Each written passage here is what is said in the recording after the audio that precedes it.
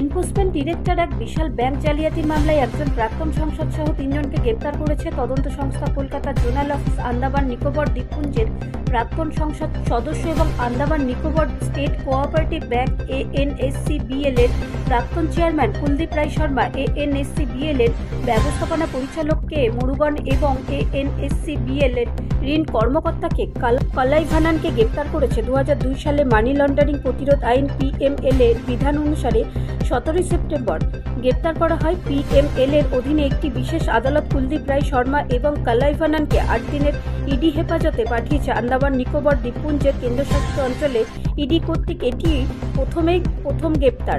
আন্দামান নিকোবর পুলিশের অপরাধ এবং অর্থনৈতিক অপরাধ সেল কর্তৃক বেশ কয়েকজন ব্যক্তিগত ব্যক্তি এবং ANSCBL কর্মকর্তার বিরুদ্ধে দায়ের করা একটি FIR থেকে ইডি তদন্ত শুরু হয়েছে। ইডির মতে মিস্টার শর্মার নেতৃত্বে ব্যাংক কর্মকর্তারা 100টিরও বেশি ভুয়ো কোম্পানি তৈরি করেছেন এবং ব্যাংকিং নীতিমালা লঙ্ঘন করে ঋণ মঞ্জুর করেছেন। 500 কোটি টাকার বেশি ঋণ ব্যক্তিগত লাভের জন্য অন্যত্র পাঠানো হয়েছে বলে অভিযোগ রয়েছে। তদন্তকারীরাও বলেছেন যে প্রায় 230 কোটি টাকা মিস্টার শর্মা তার ঘনিষ্ঠ সহযোগীদের একচেটিয়া সুবিধার জন্য পাচার করা হচ্ছে।